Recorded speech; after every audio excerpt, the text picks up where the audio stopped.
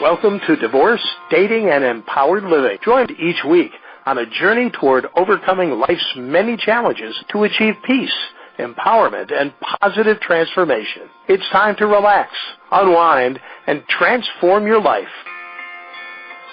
Hello, everybody. This is Amy Sherman, and I am with WGSN-DB Going Solo Network.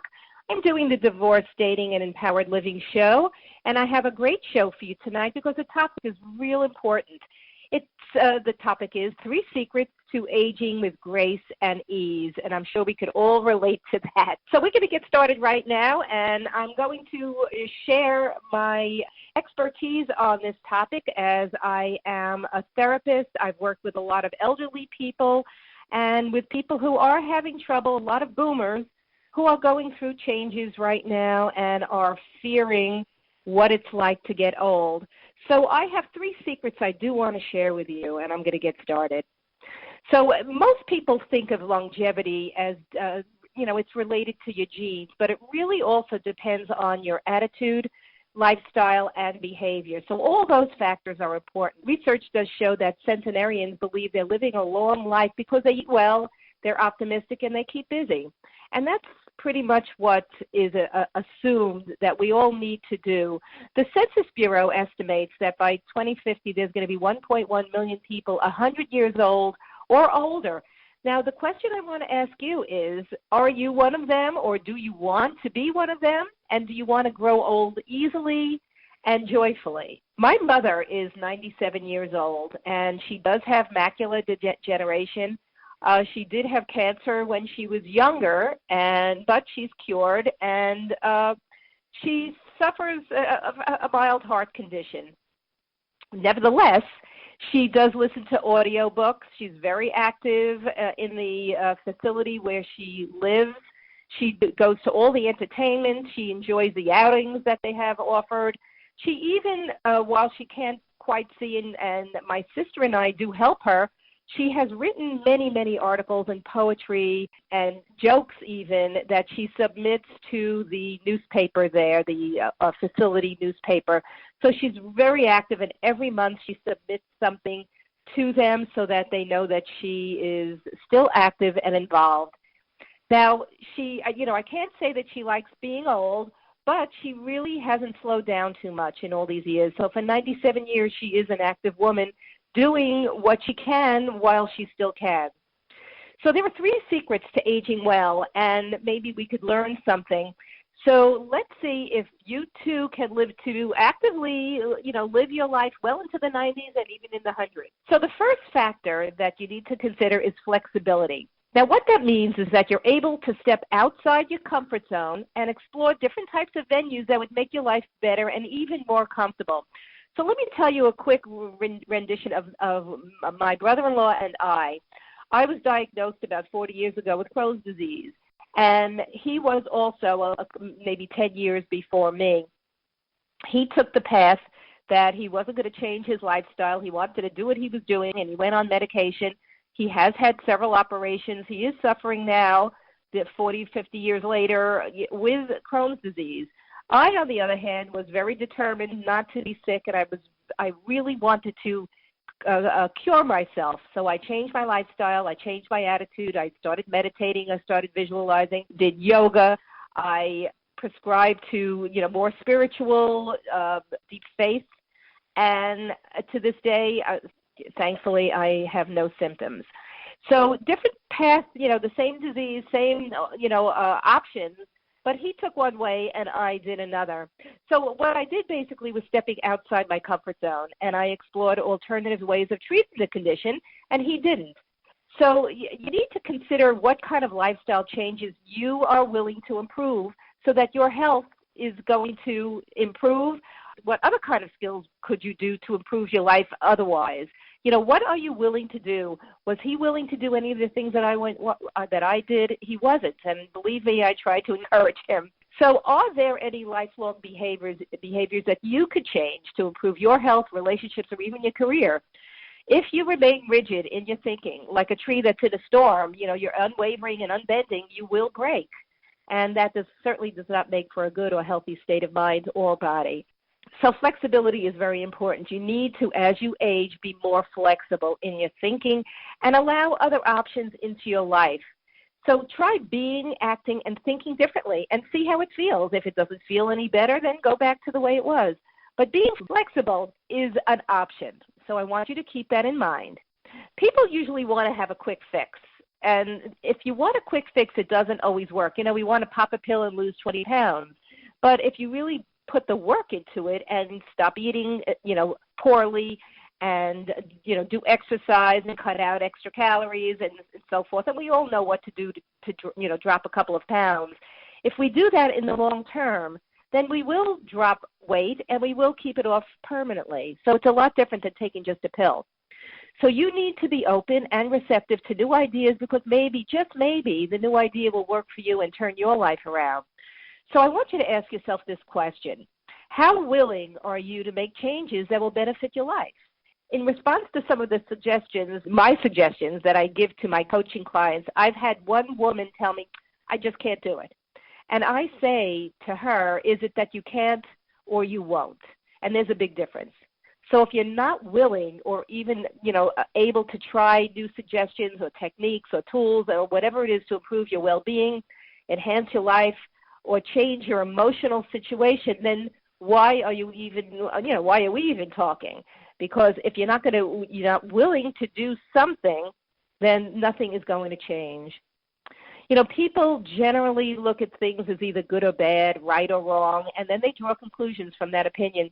However, by allowing yourself another option, and that is to look at things from a new viewpoint, you will see that another perspective may actually be better suited for what you want. And perhaps you'll learn to see the bigger picture, as if you were standing on a mountaintop looking down. Wouldn't that perspective be different than if you were in the valley looking up? So ask yourself these following questions to motivate yourself to think and feel another way. And here are the questions I want you to ask yourself. Is this situation really as bad as it looks? Is there another option that I may be missing? Am I ready to do things differently? Can anything positive come out of this change that I make? And what can I do right now to make things better? So these questions are some, food for thought. Question if you are too rigid in your thinking, because people that who go with the flow and change when necessary are basically healthier, happier, and enjoy life more. And, of course, they live longer. Isn't that what we're looking for? We do want to age gracefully. So in order to do that, the first step to doing that is to be more flexible in your approach to things and be open and receptive. Now, let's talk about the second one, and that's attitude. Wayne Dyer once said, when you change the way you look at things, the things you look at change. And what that means is that your attitude about what's happening is the key to changing your life and making it better. So think about this. You have two siblings raised in the same household with the same parents, and you will definitely get two different perspectives on what life was like growing up. I mean, you could ask my sister and I. We'll tell you totally different perspectives. I always thought she was the favorite. She always thought I was the favorite, so there you go. If you watch the same movie with several people, and each of you will wind up interpreting the ending differently because we see things differently. Why are we not all seeing the world the same? What makes one person see things one way and another sees it another way? And the answer to that is that your reality is really determined by your past experiences and, more importantly, by the messages you received from those experiences. Also, the messages you are telling yourself about those experiences. And this is very important. It's the messages we tell ourselves that's going to make you feel and behave a certain way. So, for instance, did your second grade teacher imply that your math skills were weak and even today you have difficulty calculating a tip? Or did a snake scare you when you were a child and you still are afraid of anything creepy and crawly around you? My own experience in growing up in Brooklyn, we had these yellow caterpillars that used to fall from the trees, and they were very big and furry. They were cute, but they used to land on you. So to this day, if I see, we grow tomato plants, and if I see a hornworm, I'm running to the opposite side of the house because it's creepy crawlies. They freak me out, and it's just because of what I interpreted about that cute little caterpillar from when I was a child. So most things are never all black and all white. It's those different shades of gray that you have to pay attention to that will make the difference. And so, in fact, the most unpleasant situations can often turn out to be a blessing in disguise.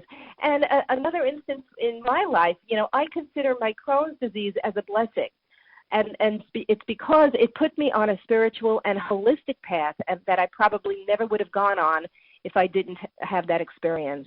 So let's just take a quick break. This is WGSN-DB Going Solo Network, the Divorce, Dating, and Empowered Living Show. We're going to come back in a few seconds. Hi, I'm Cece Schatz, and I want to welcome you to Going Solo Next Step. We are an innovative, transformational site with a personal touch, as we are an online, interactive, social website connecting other like-minded individuals who are adjusting to their new life of being single.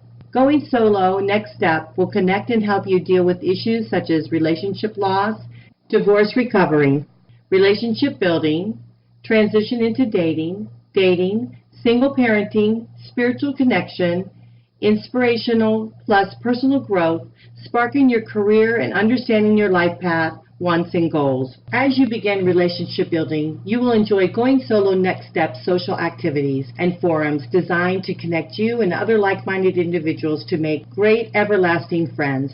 Together, we will all have fun in growing number of social groups and gatherings, both in your location and online. This and so much more is in store for you. You can join me on www.goingsolonextstep.com.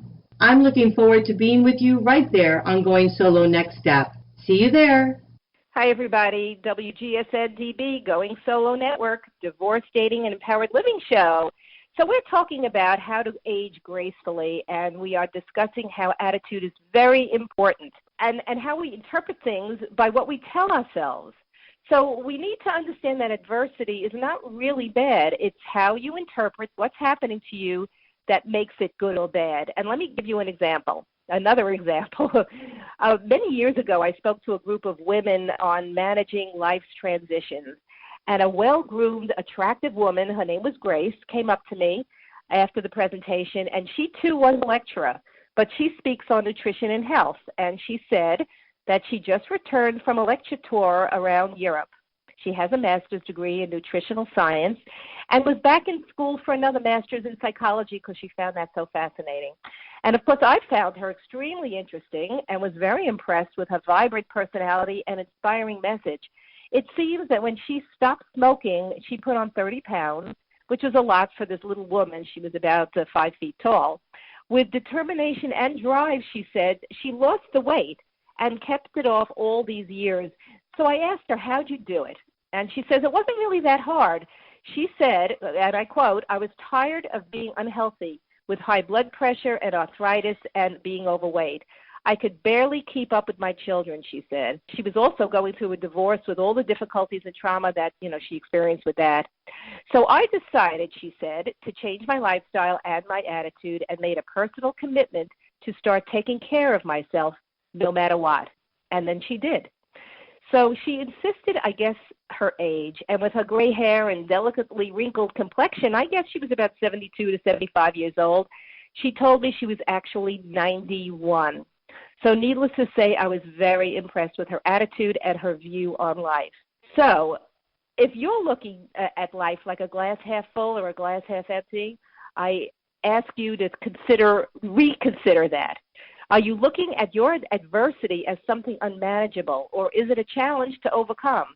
This 91-year-old woman told me the secret to her success, and these are the things she said. I want you to write it down.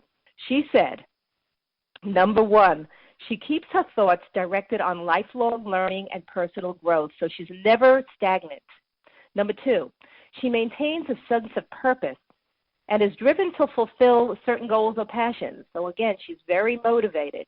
Three, she believes that everything happens for a reason, and she easily adapts to the changes she experiences. Number four, she strongly believes that life is to be lived and that you are entitled to have fun and enjoyment. Yeah, she just came back from Europe. Number five, she is attuned to her body and practices healthy eating and exercises to maintain good health. Number 6, she said she feels younger than her chronological age, obviously, and enjoys being around people younger than herself. Number 8, she believes that every year she's getting better and better. I love that. Number 9, she enjoys a healthy and hearty sense of humor. So very important. And number 10, she paces herself and finds time to smell the roses. So I ask you, how many of those do you share? Now, on the other hand, on the other side of the coin, have you lost your enthusiasm or excitement or exhilaration of your youth? You know, sometimes as we age, we forget that, oh, my God, I have this pain, and look, this one died, and that one died, and I have this ailment and that ailment. So we kind of get a little jaded as to how great is life after all. Well, you need to reconsider that. We all know people who look and act older than their chronological age, and why is that so? Could it be that their attitude about life is directed towards feeling old and acting old? And granted, there are certain things, of course, that make you be old, because we do get debilitating diseases and we can't do what we used to do when we were younger. But even with that, we have to still say that all is not lost. If we could look at life and go, wow, remember saying, wow, look at that butterfly, and wow, look at the sunset, and wow, what an adorable puppy. Isn't life wonderful? Every time you wow something, you enliven your spirit and your body responds with energy and delight. So even if you are in a wheelchair, you could still enjoy life and be marveled and excited about what it has to offer. So I ask you, how do you feel? Are you sometimes silly, involved, amazed, exhilarated in living your life? Obviously you can, and you should keep yourself active, involved, and open to the wonders that life has to offer, no matter what. I encourage you to feel the wow factor, because if you do, you'll be amazed at how great you feel and how you are appreciating all that life is offering you. So this is how you could feel 25 even if you're 40 or 50, and you could feel 50 even if you're 70 and 80. Make sense? I hope so. Okay, the last factor you need to consider are your coping skills. Some people are extremely determined to do whatever it takes to stay healthy and to be happy, and yet so many people are not willing to put in the effort, and that's the contrast between my brother-in-law and myself. I think the key to success is how often you use your healthy coping skills in the time of adversity, and how determined you are to keep the momentum going forever. You cannot do something for 2 weeks. You know, you can't diet for 2 weeks and then think it's done. There has to be a lifestyle change and a desire to persevere. And it's when you have challenges and setbacks that you really need to use your best coping skills to keep going. So one coping skill to think about, and it covers everything really, you have to be your own best advocate when it comes to your health or anything. Know what medicines, for instance, you're taking, why you're taking it, and for what duration. Know if your medications have any contraindications, and be aware of all the side effects. Explore all medical as well as alternative ways you can deal with your condition so you can perhaps eliminate some of the medications. And, of course, you consult with your doctor about this. Don't do anything on your own. The reason why it's so important to be flexible in this case is that if you're aware of all your options, you will feel you're doing better for yourself. You will feel that now I have a say in how my life is going. And that's very important in feeling good, because, remember, attitude is half the battle in aging well. So if you're feeling good about yourself and what you're doing, your attitude is helping and your body will respond to it in a very positive way. Another thing to think about, and this is something not everybody has this quality, examine how resilient you are. Do you look at your problems as challenges and the challenges as something to be met and conquered? Do you have determination, faith, and a feeling of control over your life? Or do you feel helpless? That when things don't go your way, or even powerless to make a positive change that would help your situation, do you feel that there's absolutely nothing I could do to change my situation? And sometimes that's the case. But if you could do anything to help it, then do it. Resilient people are hardy, and they possess a strong belief that they can handle anything that comes their way. They are confident that their behavior will improve their situation, and that truly determines how successful they're going to be. They have what is called a high self-efficacy, which is an indication of the belief you have in your success. Now, granted, there may be some situations where you can't change it, but life is a journey, And while you are going through this journey, you could still enjoy life and be happy and satisfied and live your life to the fullest until you can no longer. The last thing to consider is, of course, using laughter as a way to reduce your stress and redirect, a serious situation. Encouraging others to laugh will help you maintain your sense of humor and develop it into a daily habit. Not only will you learn to appreciate the lighter side of life, but you will also live longer. Since laughter is associated, and this is research-based, with boosting the immune system and reducing high levels of stress hormones, which are linked to many diseases, like heart disease and strokes and autoimmune diseases. Laughter makes you feel better. We all know that, and it's a lot of fun. So when you see people laughing, you can't help but join in to share in their merriment. We all know that. Laughter is contagious. So you don't want to just catch it. You want to be a carrier. Successful aging is really based on good genes, of course, but also good psychology and lifelong choices.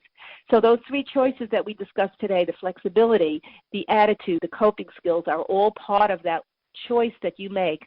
Start looking now at your attitude. Check how flexible you are, and of course use your best coping skills to help you be the best you could be. While age keeps creeping up, there is hope that you can turn the clock around and be healthier in your latter years. The goal is to not only live longer, but also to live healthier. Being 90 with a poor quality of life is not something you aspire towards, but rather, if you can be as healthy as a 60-year-old, that is really something to aspire towards. So it's not too late to change your lifestyle to reflect a healthier way of being, and the time to do that is right now. So be aware of how your behaviors may be sabotaging your health and well-being. The fountain of youth is right at your fingertips. Grab hold and don't let go.